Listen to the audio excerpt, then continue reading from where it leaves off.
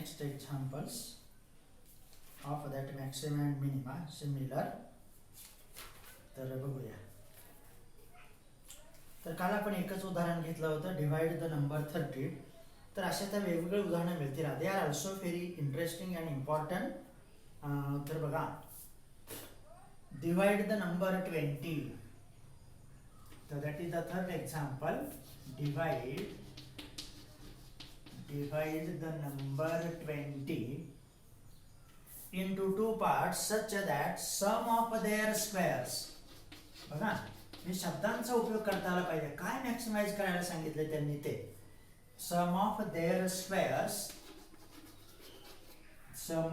Squares is minimum. तर आता मात्र शब्दप्रयोग बदललाय ना त्यांनी. That is minimum. आणि मग आपण जसं मग म्हणजे अगोदरच्या एका उदाहरणामध्ये about that 30 we can discuss तसंच आहे, काही प्रश्न नाही. आणि मग सोल्युशन ऑफ दॅट.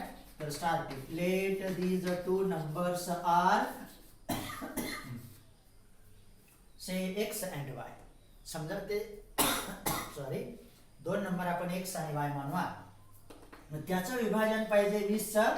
याचा अर्थ x plus y equal to 20. आणि मग आपल्याला एका व्हेरिएबल मध्ये यावं लागतं. पण विथ रिस्पेक्ट टू एक्स आपण नेहमी येतो, म्हणून वाय ला आपण एक भाषेत देऊ, त्याला नाव देऊ एक नंबर. झालं. त्यानंतर मग आता शब्द कसा आहे, कोणाला मिनिमाइज करायचं आहे. Such that sum of their squares is minimum. Sum of their squares. Square of their sum नाही, सम ऑफ देअर स्क्वेअर्स. आणि हे स्क्वेअर्स झाल्या एक्स स्क्वेअर वाय स्क्वेअर, आणि त्यांची बेरीज आपल्याला काय करायची आहे, टू बी मिनिमम. आणि ही झाली आपली फंक्शन. आता ती सम आहे म्हणून त्याला नाव देऊया s of x equal to किंवा एस इक्वल टू कसंही द्या, काही अडचण नाही. एस देऊया म्हणजे परत आपला डीएस मध्ये येता येईल. आणि मग ds s equal to x square plus y square. मग एका व्हेरिएबल मध्ये या आपल्याकडे आहे ना पर्याय. झालं. And therefore s equal to x square plus 20 minus x bracket square. That over. आणि आता घेऊन टाका ds by that of the dx. कधी f मध्ये या, कधी dd बाय dx मध्ये या, सगळ्या पर्यायामध्ये या, म्हणजे आपल्याला कुठंच अडचण प्राप्त व्हायला नको. झालं. त्यानंतर आणि आता ds बाय dx मिळूया, काही प्रश्न नाही. एक्स स्क्वेअरचा आला 2x, तर 20 मायनस एक्सचा आला 2 टाइम्स 20 मायनस एक्स, आणि परत त्या 20 मायनस एक्सचा किती, वजा 1. फक्त हे साध्या साध्या गोष्टीकडे लक्ष ठेवायचं, चुकणे नाही. दॅट इज इक्वल टू आणखी त्याचं एक्सपान्शन करू 2x. आता हे वजा 2 झाले, हे वजा 1 आणि वजा 2 मायनस 40 प्लस दॅट 2x. बघा किती व्यवस्थित येत आहे. And therefore that over ds by dx equal to 2 that becomes 4x minus that 40. That is our ds by dx. आणि मग get that stationary point एकच येतोय बघा. Now equate that ds by dx equal to 0. Therefore 4x minus 40 equal to 0. Therefore 4x equal to 40. तर हे व्यवस्थित चला, बरोबर मिळतं. And therefore x equal to 10 is the stationary point. STATIONARY. तर असा तो स्टेशनरी पॉइंट आला. आणि मग आता आपल्याला प्रश्न भेटेल. तर आता बघूया, मला त्याला टेस्ट करायचा. लगेच त्याला आपण मिनिमाइज करतो असं म्हणू शकत नाही. सेकंड डेरिव्हेटिव्ह टेस्ट अप्लाय करायची, त्यामुळे ती सोपी आहे. फर्स्ट पेक्षा सेकंड एकदम इझी आहे. आणि आता get the derivative. Again that d2s by dx square. बघा किती येत आहे, d2s by dx square. That is 4 greater than 0. नाही, आणखी घेऊया. आता फक्त हा डेरिव्हेटिव्ह मिळवा. मग तो कॉन्स्टंट आला. d2s by dx square 4x minus 40 चा डेरिव्हेटिव्ह किती आला, फक्त 4. आपल्याला कुठल्या पॉइंटला पाहिजे, d2s by dx square at stationary point x equal to 10. इथं त्याचा काही प्रश्न नाही. That is greater than 0. आणि मग आपलं काम संपलं. किती व्यवस्थित आलं बघा. अँड देअरफॉर म्हणायचं तिथं का आपण देतोय ते, by second derivative test. By second derivative test ds by dx equal to 0 and d2s by dx square strictly greater than 0. Second derivative positive आला. आणि ds बाय dx 0 असेल तर त्या फंक्शनला आपली मिनिमम व्हॅल्यू असते. विरुद्ध आहे ना त्या ठिकाणी, बरोबर. Greater than 0 second derivative minimum value, less than 0 that is the maximum value. And therefore आता काही हरकत नाही म्हणायला, by second derivative test ds by dx equal to 0, d2s by dx square equal to greater than 0, and therefore x equal to 10 is a point of minimum value. Point for minimum value. आपल्याला ती विचारली नाही, विचारली तर सांगायचं आणि म्हणून म्हणायचं and therefore their divisions are, therefore the required numbers are म्हणा. Therefore, the required numbers are x equal to 10, y equal to 20 minus 10 equal to 10. तर असे ते नंबर्स तुम्हाला मिळाले. तर असं ते एकदम ॲक्युरेट मिळतं बघा. तर असं ते विभाजन झालं त्या 20 ह्या संख्येचं 2 भागामध्ये. त्यानंतर तर सगळ्या प्रकारची उदाहरणं तुमच्याकडे येतील. उलट आपल्याला जी इन्फॉर्मेशन एक्स्ट्रा मिळते, नवीन मिळते, काहीतरी नॉलेज मिळतं, त्याचा उपयोग करून घेता आला पाहिजे. त्यानंतर बघा आता थोडंसं जॉमेट्री वगैरे, स्पियर वगैरे तिकडे जावा. See that a wire of length 36 metre. तर त्या वायरची लेंथ किती आहे? 36 metres. Wire of length 36 metres is bent in the form of rectangle. In the form of rectangle. तर असं दिलंय त्यांनी काय, 36 मीटर लांबीची वायर आहे, त्याच्यापासून आपण काय तयार करणार आहोत? रेक्टँगल, बरोबर. तर वाक्य कसं होतं?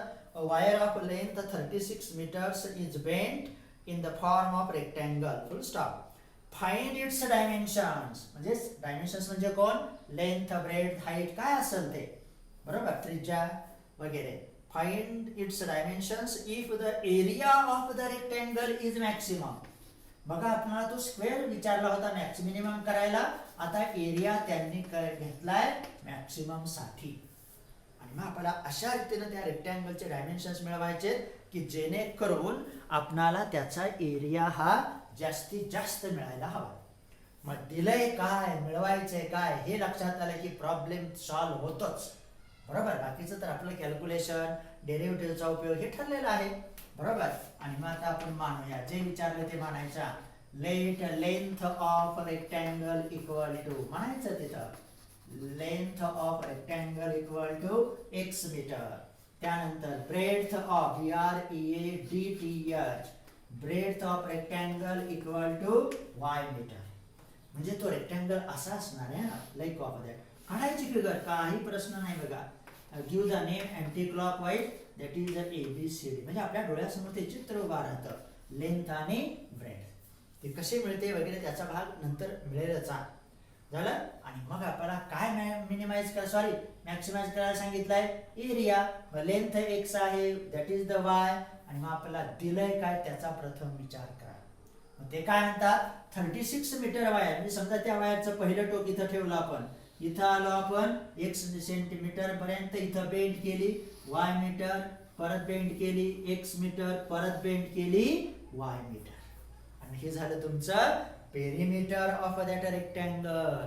किती व्यवस्थित आहे बघा. म्हणजे ते 36 मीटर वायर ही आपल्या रेक्टँगलची कोण येते? परिमिती. त्याला मराठीत आपण परिमिती म्हणतो, बरोबर. आणि मग बघा, आणि मग ती किती असते सूत्राप्रमाणे? 2x + 2y. ह्या समोरासमोरच्या बाजू समान असतात. आणि दिलं आहे तुम्हाला 36, आपल्याला बरोबर मिळालं. मग सारखं x + y = 18 ना, 2 कॅन्सल झाले.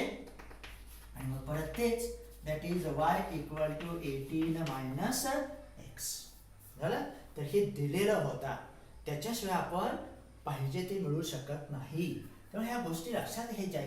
त्यांनी कधी कधी आपल्याला पेरिमीटर देतात, एरिया मॅक्सिमाइज करायला देतात. कधी कधी एरिया देतील, पेरिमीटर मिनिमाइज करायला, किंवा काय असेल ते त्याचं ठिकाणचं रिलेशन ते विचारतात. तेव्हा आपल्याला एकदा प्रॉब्लेम आला की त्याच्याशी निगडीत असणारे प्रॉब्लेम सॉल्व्ह करता आले पाहिजेत. म्हणून तर त्याला आपण आपल्या बुद्धिमत्तेचा उपयोग केला पाहिजे, बरोबर. त्यानंतर आणि मी आता प्रश्न स्मितला, मग त्याला ए नाव देऊ. आता area of that rectangle equal to x into y. आलं बघा मग सारखंच एरिया मध्ये काही फरक पडत नाही. मग त्याला एका व्हेरिएबल मध्ये आणायचं. दोनांमध्ये आपण त्या ठिकाणी डेरिव्हेटिव्ह मिळू शकतो, पण आपल्याला त्या ठिकाणचं स्टेशनरी पॉइंट्स वगैरे पाहिजेत. आणि x into bracket 18 minus x. किती व्यवस्थित येते बघा, मगासारखंच येत आहे.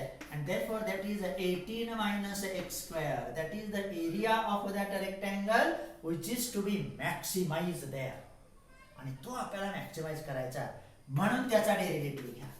And therefore dA by dx equal to 18 minus 2x. Equate it to 0 to get that the stationary point. dA by dx equal to 0. Therefore 18 minus मगा सारखं चालू बघा. 2x equal to 0, 2x equal to 18 and therefore x equal to 9 meter. म्हणजे x ची किंमत 9 metre आली. याचा अर्थ y ची किंमत सुद्धा 9 मीटर येणार, परंतु टेस्ट केल्याशिवाय ते घ्यायचं नाही. ज्यावेळेस त्याचं टेस्टिंग होईल तर त्याच वेळेस आपण ते घेणार. आता तशी परिस्थिती आहे. About that the corona that vaccine so many countries they try to get it, परंतु टेस्ट केल्याशिवाय ती आपणाला उपयोगात आणता येत नाही. तसंच इथं पण आहे, बरोबर. तर बघूया आता काय घडतंय ते. आहेच तिथं, काही अडचण नाहीये. अँड देअरफॉर मग आता सेकंड डेरिव्हेटिव्ह कडे चला. मग d2a बाय dx स्क्वेअर. आपण जिथे f double dash of x म्हणत होतो, अर्थ नाही बदलत, फक्त नोटेशन त्यांचंच आहे. कधी कधी f डॅश म्हणा, कधी f ऑफ x म्हणा, असं याला बदलता आलं पाहिजे. आणि मग d2a by dx square that is -2. हा जनरल डेरिव्हेटिव्ह झाला. आपल्या पॉइंटला तो द्या असा. x equal to 9. x चा काही प्रश्न नाही, कॉन्स्टंट आहे. तो कितीही x किंमत असली तरी बदलणार नाही. आणि तो आला तुमचा लेस दॅन 0. आणि मग आपलं नेहमीचं वाक्य द्या. And therefore by second derivative test that dA by dx equal to 0 and d2a by dx square that is less than 0. बघा मिनिममला बरोबर ग्रेटर दॅन आलतं बघा. अजिबात तिथं मिस्टेक होत नाही. झाली तर ती आपल्याकडून होते, पण आपल्याला त्या ठिकाणी ती चूक झाल्यानंतर ती कबूल करून दुरुस्त करण्यात त्या ठिकाणचं महत्व असतं, बरोबर. आणि मग आता प्रश्न मिटला. And therefore the length of, नाही वाक्य द्यावं लागेल अगोदर. Therefore by second derivative test for x equal to 9 metre area is maximum. आता म्हणायला काहीही हरकत नाही. आणि मग आपल्याला मिळणार and therefore y equal to 9 metre. बरोबर आलं ते. फ्रॉम 1 म्हणायची सुद्धा काही गरज नाही. and therefore the dimensions of, जसं विचारले तसं आन्सर पाहिजे. therefore dimensions of rectangle are length equal to, मग द्यायचं 9 metre, breadth equal to BREADTH that is also 9 metre. आणि 36 मीटर वायर बरोबर झाली की नाही. तो स्क्वेअर झाला बघा. x आणि y समान आलं 9 9 9 9, बरोबर. तर आपल्याला पण ती खात्री करता येते. about that the examples there. त्यानंतर तर अशा वेगवेगळ्या प्रकारचे उदाहरणं तुमच्या समोर मिळतील. तेव्हा ह्या ऍप्लिकेशन मध्ये आपण बरंच काही मिळवतो. फक्त ते आपण घेण्याची आपली तयारी असली पाहिजे, तर ते मात्र महत्वाचं झालं. त्यानंतर हा बघा आता. A ball is throne. Fifth example, बरेच आहेत अजून. A ball is throne. A ball is thrown in the air. बघा, a ball is thrown in the air, full stop. Its height at any time. Its height at any time t is given by h equal to, बघा, 3 plus 14t, 3 plus 14t minus 5t square. 3 plus 14t minus 5t square, full stop. Find the maximum height it can reach. Find the maximum height it can reach. मग आता कशी परिस्थिती असते बरं त्या ठिकाणी? बोला. आता बोलायला तुम्ही पण नाही दिलं, तेव्हा स्वतःशी स्वतः बोलायचं, पुढं चालायचं, बरोबर. आता काय परिस्थिती आहे? A ball is thrown in upward direction in the air. Suppose that this is a ball. बरोबर. म्हणजे कल्पना डोळ्यासमोर आणायची, आपणच आपल्याला त्या ठिकाणी सिद्ध करायचा प्रयत्न करायचा. मग तो थ्रोन केला इन अपवर्ड डायरेक्शन. मग ह्या दिशेनं तो वरती आला, इथं अगोदर इथं फेकल्यानंतर असा इथं येईल, इथं येईल, इथं येईल, इथं येईल, इथं येईल, इथं येईल आणि कुठंतरी तो थांबतो. At a some instant, small इन्स्टंटला थांबतो आणि मग परत by gravitational force it again comes on the ground. अशी ती परिस्थिती आहे. इथून इथपर्यंत जाण्याची प्रक्रिया म्हणजे कोण असते त्या हाईटला? That is our velocity. Velocity शिवाय तो वरती जाईल का बरं? नाहीये. त्याला काहीतरी फोर्स अप्लाय केला, त्याला स्पीड तयार होतो आणि मग ते अपवर्ड डायरेक्शन आहे म्हणून त्याची पॉझिटिव्ह साईन येतं. वरून फेकला तर त्याला डाऊनवर्ड डायरेक्शन येते, निगेटिव्ह साईन येते. सगळं आहे तुमच्याकडं, बरोबर. पण ह्या क्षणी तो थांबतो. असं नाही होत बॉल फेकला वरतीच गेला आकाशात कुठेतरी, तसं नाही. तो कुठेतरी थांबतो, अगेन कम डाऊन. आणि हे थांबण्याचं जे इन्स्टंट आहे तिथपर्यंत त्याची ती मॅक्सिमम हाईट येते. म्हणजेच तिथं व्हेलॉसिटी त्या पार्टिकलची 0 होते. बघा किती छान आहे ते. आणि म्हणून आपण थोडंसं विचार केला ना की बरोबर येतं. तो बॉल डायरेक्ट वरती गेला, कुठं आकाशात गेला तसाच जात नाही. तो कुठेतरी त्या क्षणी थांबतो आणि मग by gravitational force it comes down. म्हणजेच याचा अर्थ आपल्याला व्हेलॉसिटी पाहिजे आणि therefore velocity V equal to, त्याला मॅक्सिमाइज करायचे, याला नाही. हे लक्षात घ्या. आपण आता हाईटला त्या ठिकाणी काय करत आहोत, म्हणजे हाईटच घेणार ना आपण derivative. Velocity V equal to D H by D T equated to 0 आपल्या प्रथेप्रमाणे. परंतु प्रॅक्टिकली तिथं व्हेलॉसिटी 0 होते, म्हणजे तो बॉल त्या मॅक्सिमम हाईटला जातो मग खाली येतो. असं ते आहे. Therefore V equal to D H by D T. That वर किती आले तुमचे? 3 चा 0, 14 t चा 14 minus that is 10t. Velocity becomes 0 म्हणजेच take that dh by dt equal to 0. आपल्या भाषेनं तो स्टेशनरी पॉइंट मिळतो. अँड देअरफॉर 14 मायनस, किती उदाहरणं साधे झाले बघा. 14 minus 10t equal to 0. Therefore 10t equal to 14 and therefore t equal to 1.4. कारण हे 10 तिकडं जातील ना, मग तो टाइम त्यांनी सेकंदमध्ये देतील, कधी मिनिटात देतील, आवर्समध्ये देतील, काय असो त्यांचं ते. इथं त्यांनी दिलं नाही, आपण द्यायची आवश्यकता नाही. झालं. मग टी आला 1.4 आणि मग आता त्याला परत डिफरन्शिएट करायचा फीला d H by D t ला, म्हणजे तुम्हाला त्याचा सेकंड डेरिव्हेटिव्ह येतो. म्हणून लक्ष ठेवा आता इथं. Therefore that d2h by dt square, बघा d2h by dt square that is equal to minus 10 strictly less than 0. नंतर म्हणून आपण आपल्या नियमाप्रमाणे. And therefore d2h by dt square when that time becomes 1.4 second minute काय असतील ते, त्यावेळेस त्याची किंमत वजा 10 आणि आपल्या भाषेनं ती येते लेस दॅन 0. म्हणजे एवढ्या वेळानंतर तो बॉल बरोबर तिथं स्टॉप होणार, मॅक्सिमम हाईटला जाऊन मग खाली येणार. असं ते प्रॉब्लेम आहे. मग आपल्या प्रथेप्रमाणे जायचं.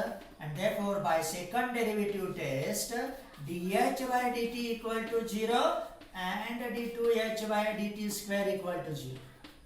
कधी कधी प्रॉब्लेम तिथं गुपित असतात. मग आपल्याला त्याच्यातून थोडासा मार्ग काढत आपल्या ह्याच्या डेरिव्हेटिव्ह मध्ये त्याला आणायचं.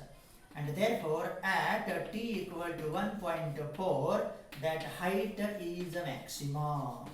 आता आपण त्याला मिळवू शकता. आणि ते आता त्यांनी विचारले हाईट आपल्याला, याचा अर्थ आपल्याला ती मिळवावी लागेल एच मध्ये पुट करून. आता काय अडचण नाही, आपण ते मिळवू शकतो. अँड देअरफॉर बघा, देअरफॉर मॅक्सिमम हाईट, आता ती मॅक्सिमम म्हणायला काहीच हरकत नाही.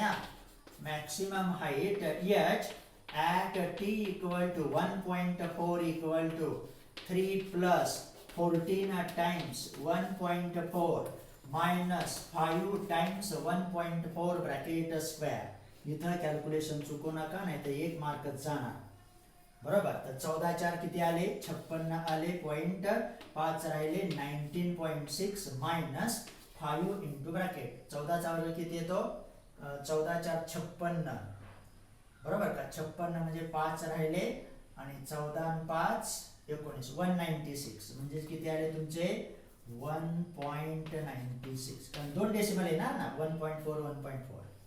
काम संपलं. याची बेरीज आपण करू शकतो. 19 3 22 आले.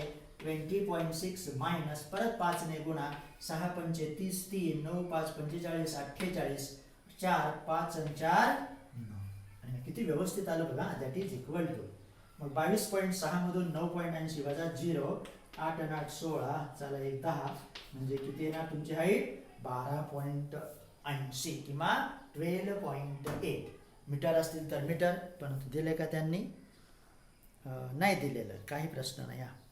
तर असे ते उदाहरण आहेत. त्यानंतर तर वेल एक्झाम्पल्स दीज आर. असे प्रयत्न करा बरोबर येतात त्या ठिकाणी. पण ते कधी आपण शिकू शकतो ज्यावेळेस तुम्ही उदाहरणामध्ये जाल स्वतः त्याच्यामध्ये सोडवाल ऑन पेपर पुस्तकातले उदाहरणं सॉल्व दिलेले सोडवा रिझल्ट वगैरे सगळं लक्षपूर्वक तुम्ही बघा. त्यानंतर बघूया आता find the largest size of rectangle. बघा शब्दप्रयोगावरती लक्ष ठेवायचा. लार्जेस्ट साइज साइज नाही हा साइज म्हटलंय त्यांनी. Largest size of rectangle largest size of rectangle that can be inscribed in a. तर हे जॉमेट्रिकल शब्द आहेत. SCRIBED. Find the largest size of the rectangle that can be inscribed in a semicircle. In a semicircle of a radius 1 unit. हे special आहे ना उदाहरण. Of a radius 1 unit so that two vertices lie on the diameter. So that two vertices lie on diameter. आता problem तुमच्या पुस्तकात आहे. आता इथं सगळं लिहिणं शक्य नाही मला म्हणून तर मी थोडंसं तुमच्या ह्याच्यानुसार चलायचं त्या ठिकाणी. तर काय मिळवायचं आपल्याला largest size of rectangle. Largest size म्हणजे कोण त्याचा एरिया. साइज मग सगळीकडनं साइज असणार ना. साइड हा शब्द नाही त्याचा. मग लार्जेस्ट एरिया मिळवायचा म्हणजे लार्जेस्ट साइज मिळवली की लार्जेस्ट एरिया येणार बरोबर. तेव्हा साइड आणि साइड फरक आहे.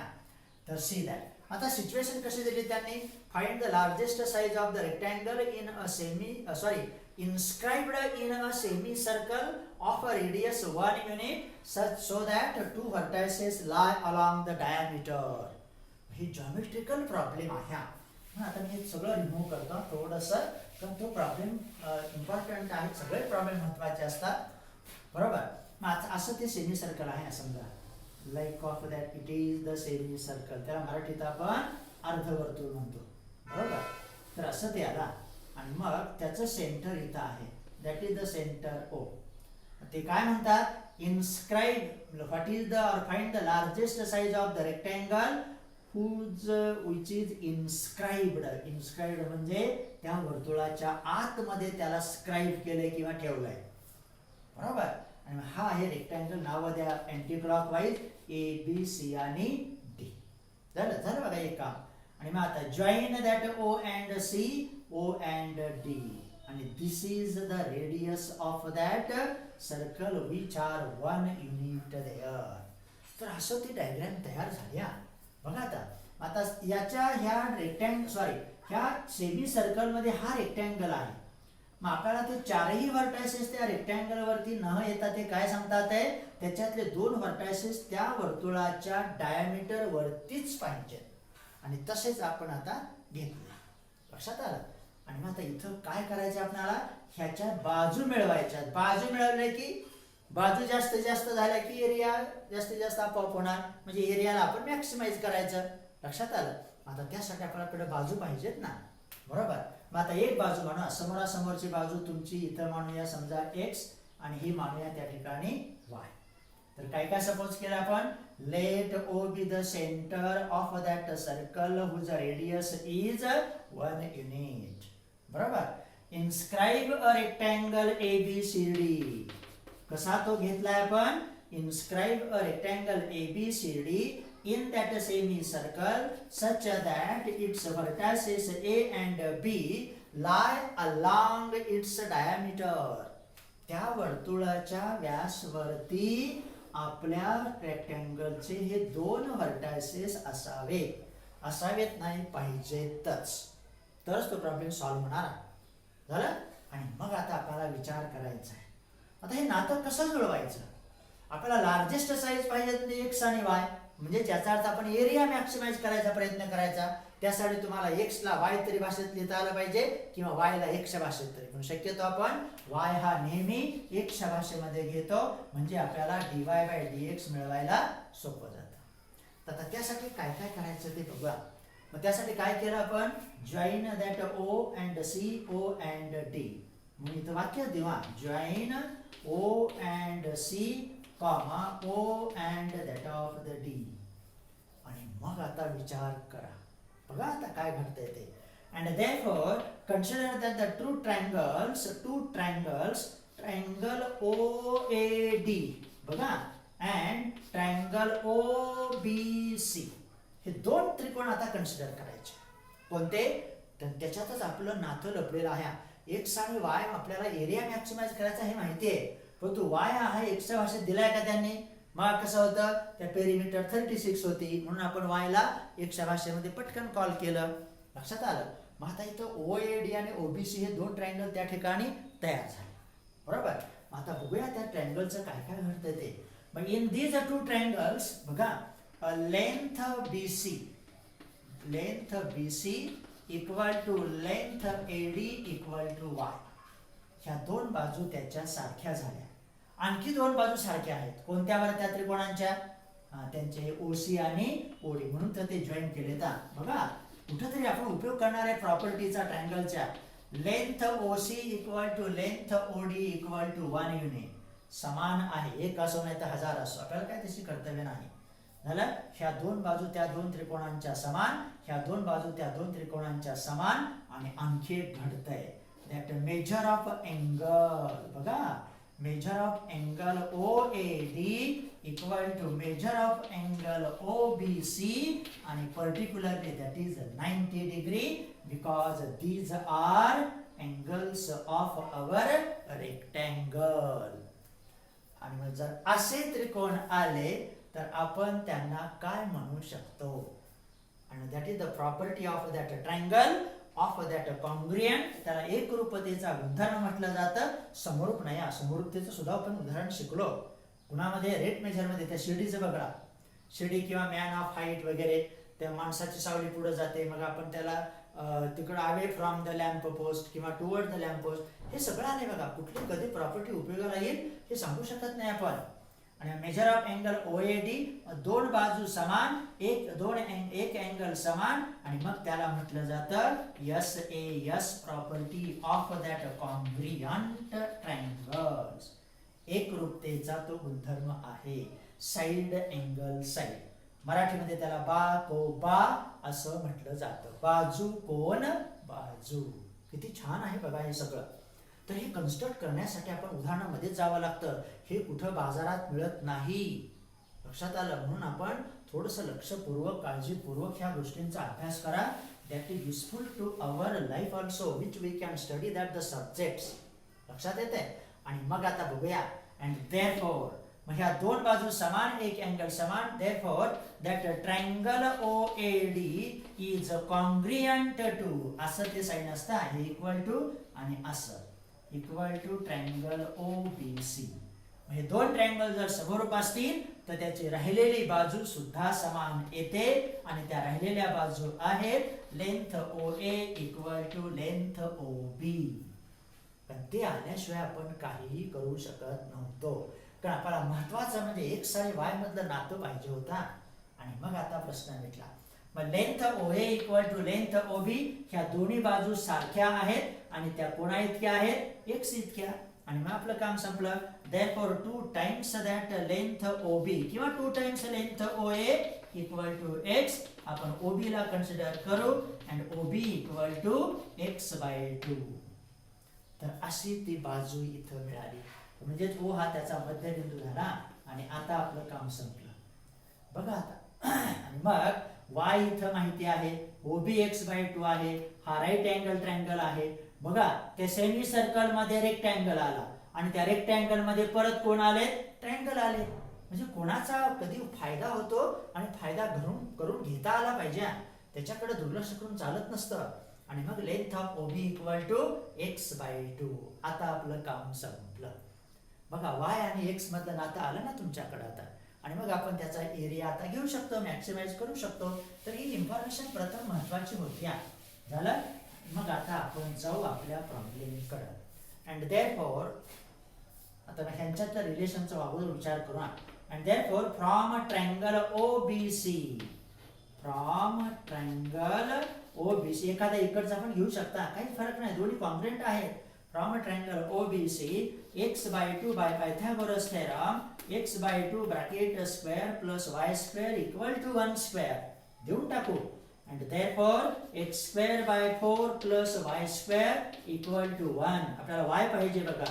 therefore y square equal to 1 minus x square by 4. आणि हे शिका, ह्याच्यातून आपण कुठून कसं गेलो ते लक्षात ठेवा. तेव्हा हे प्रॉब्लेम चांगले आहेत बघा, काळजीपूर्वक बघू. आणि therefore y square equal to, मग त्या चार चला सावी घेऊ, कारण आपल्याला डेरिव्हेटिव्ह मिळवायचा आहे त्याचा आता. 4 minus x square upon that 4. आणि मग आता स्क्वेअर रूट घेऊ, म्हणजे आपण एका भाषेमध्ये येण्यासाठी प्रयत्न केला. कारण ह्या सर्कलच्या प्रॉपर्टीवरती इन्स्क्राईब आहे. ही रेडियस त्यांनी 1 दिली, एकच देतील असं पण काही नाही, कितीही ते देऊ शकतात. प्रॉब्लेम बदलला की आपण बदला, प्रोसिजर नाही बदलत, डेरिव्हेटिव्हच्या प्रॉपर्टी नाही बदलत, टेस्ट नाही बदलत. आणि मग y बरोबर काय असणार, square root of that 4 minus x square. हे काही पूर्ण वर्ग नाहीत, परंतु 4 पूर्ण वर्ग आहेत, म्हणून आपण त्याला डिनॉमिनेटरला घेऊ शकता. आणि हे ग्रेटर दॅन 0 असणार. तर प्लस ऑर मायनस साइन काय घेतलं नाही आपण, because it is the length. Length ही नेहमी पॉझिटिव्ह असते, किंवा डिस्टन्स हे नेहमी तुमचं पॉझिटिव्हच असतं. झालं. डिस्प्लेसमेंट नाही माझा शब्द, डिस्टन्स आहे. झालं. आणि मग आता एरिया मॅक्सिमाइज करायला काहीच अडचण नाही. एक्स आहेच ना एक्सच्या भाषेत, वाय ला एक्सच्या भाषेत आपण लिहिलं. And therefore area of that rectangle A equal to x into Y, that is equal to x into square root of 4 minus x square upon that 2. तर असं ते मिळालं. आपल्याला वाय पाहिजे, डायमेन्शन्स मिळवायचेत ना, मग त्याला 1 नंबरचं नाव देऊया. तर असा कसा प्रॉब्लेम कुठं गेला, कसा आला, हे लक्षात घ्या. तर ते एक महत्वाचं आहे. आणि आता काही अडचण नाही. आता आपण आपल्या डेरिव्हेटिव्ह कडे जाऊ. आणि मग चला, therefore dA by dx equal to, त्या एरियाला आपण आता मॅक्सिमाइज करायचंय, याचा अर्थ तो डेरिव्हेटिव्ह त्याचा स्टेशनरी पॉइंट मिळू. मग आता dA बाय dx आहे, तर त्याच्या अगोदर आपण थोडंसं काम कमी करू, किंवा x ला इनसाइड घेतलं तरी चालतंय ना, म्हणजे आपल्याला गुणाकाराचा रूलच्या ऐवजी डायरेक्ट मिळून जाईल. लक्षात आलं. म्हणजे 2 1/2 इकडे घेऊ आणि त्याला वर्गमुळात घेऊ, म्हणजे गुणाकाराच्या ऐवजी वर्गमुळाचाच आपल्याला उपयोग करता येईल. म्हणजे x इनसाइड घेतले तर कसे तयार होणार, 4 टाइम्स एक्स स्क्वेअर. इथं वर्गमुळात जाताना स्क्वेअर करावा लागेल, आणि इथं येतील तुमचे x रेस टू 4. याचं स्क्वेअर रूट घ्या, एवढंच येणार, अजिबात बदल नाही असणार. म्हणजे आपल्या डेरिव्हेटिव्ह आणखी एक स्टेप आपली कमी झाली ना. झालं. आणि आता dA by dx equal to, हे 1/2 तुमचा सहगुणक. आता फक्त आपण वर्गमुळात राहिलो, मग काय सूत्र असतं, 1/2 टाइम्स स्क्वेअर रूट ऑफ जे असेल ते, कोण जे आहे 4x square minus X raise to 4. आणि जे काही वर्गमुळात होतं परत त्याचा डेरिव्हेटिव्ह, म्हणजे किती आला, 8 times x minus 4 times x raise to 3. तर वर्गमुळ आहे, कारण आपल्याला परत त्याचा डेरिव्हेटिव्ह घ्यायचा, त्यामुळे ह्याला लक्षपूर्वक विचार करून घ्या. तर दॅट इज इक्वल टू, मग आता परत आपण काहीतरी करूया.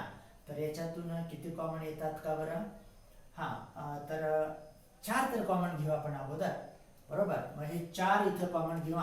4 into bracket 2x minus that x raise to 3 divided by that 4 times square root of 4x minus x raise to 4. बरोबर. कारण अजून आपल्याला काहीतरी कॉमन घेता येण्यासारखं आहे. अगोदर मी 4चा प्रश्न मिटवला, परत x ला कॉमन घेऊ. x into bracket 2 minus x square divided by, आता ही 4 तर आपले कॅन्सल झाल्या. आता याच्यातून एक 4 नाही घेता येणार बाहेर. आता हे अगोदरचे इथले आहेत, लक्ष ठेवा तुम्ही पण, म्हणजे माझ्याकडनं पण कधी कधी मिस्टेक होते. मग जसं इनसाइड येताना तो स्क्वेअर झाले, आता आउटसाइड येताना ते कॉमन येतील, आणि इथं राहिले फक्त तुमचे 4 मायनस एक्स स्क्वेअर. बरोबर. बघा, एक स्क्वेअर कॉमन घेतले आपण, ते वर्गमुळातून बाहेर आले, मग एक्स तयार झाले, म्हणजे ते असं आला खऱ्या अर्थानं. वर्गमुळात असा आहे बघा, x square into bracket 4 minus x square. याचं वर्गमूळ काय आलं तुमचं एक्स आलं. किती छान मिळालं. That over that is equal to. तर हा डीए बाय डीएक्स चुकू नका. मग DA by DX equal to परत इथं 2 मायनस एक्स स्क्वेअर आणि 4 मायनस एक्स स्क्वेअर आहेत. हे एक्स कॅन्सल झालेत. आपण त्याच्यातले काही कॉमन घेऊ शकतो का बघूया, परंतु काय गरज नाही. डू नॉट टेक, नंतर आपण विचार करू. 2 मायनस कॉमन वर्ग नाही ना येणार.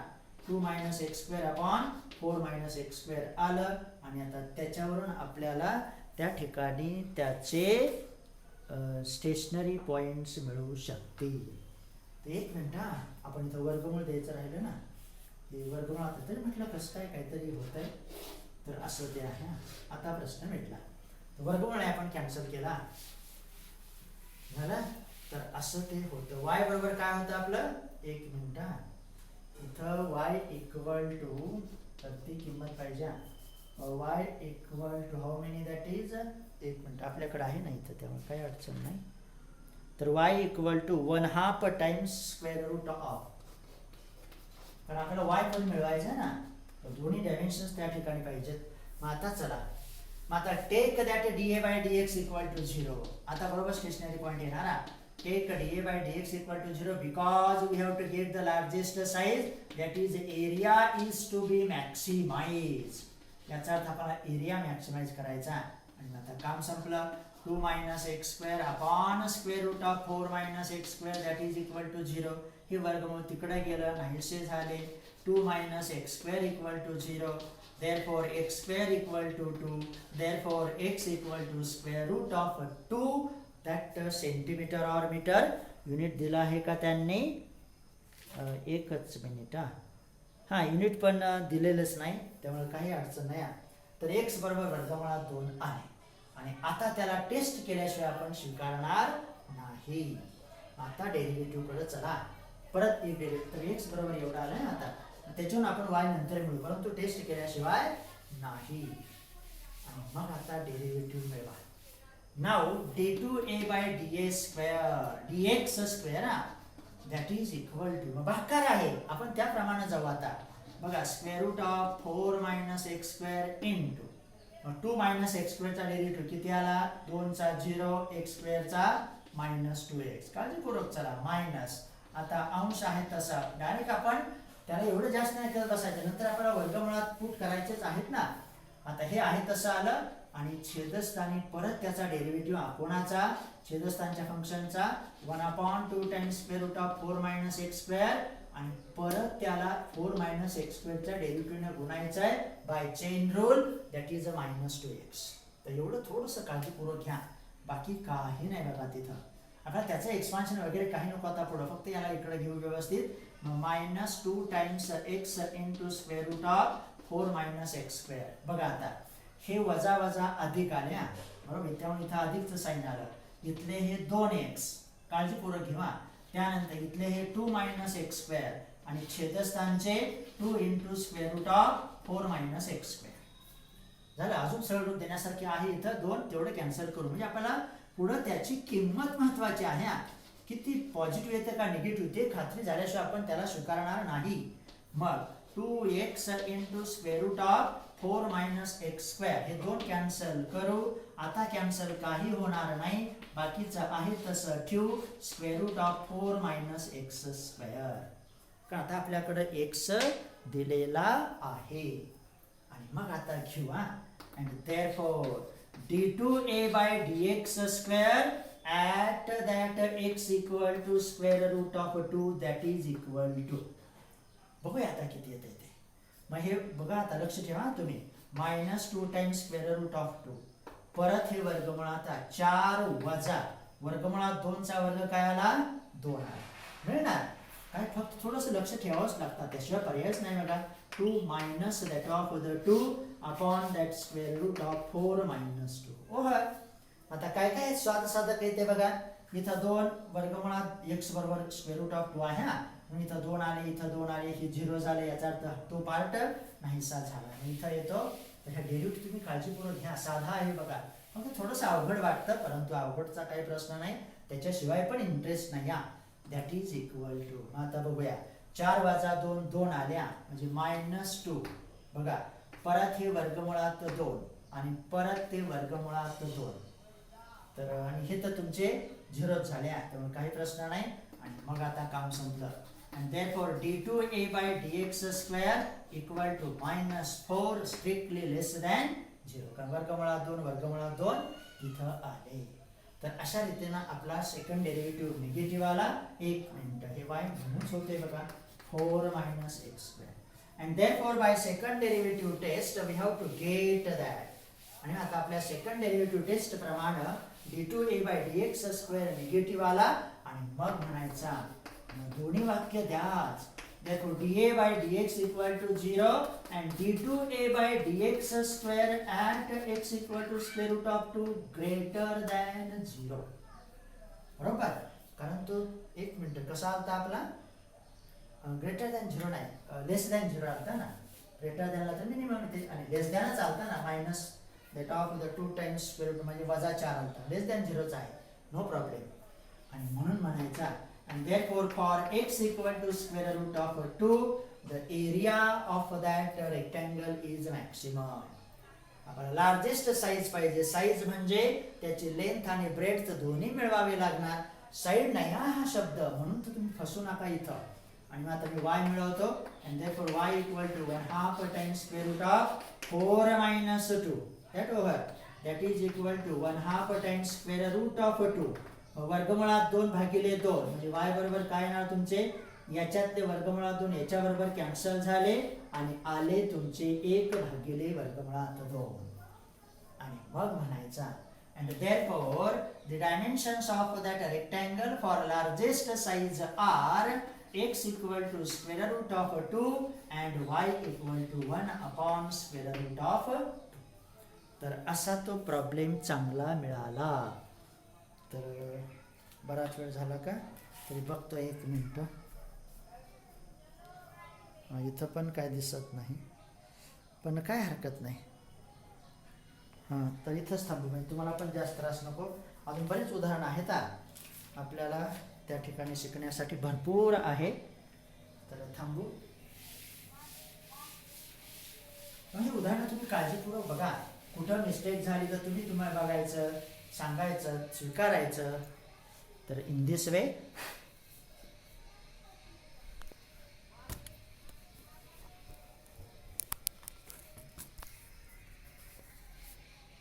वेळ झालाच आहे त्यामुळे काय नाही.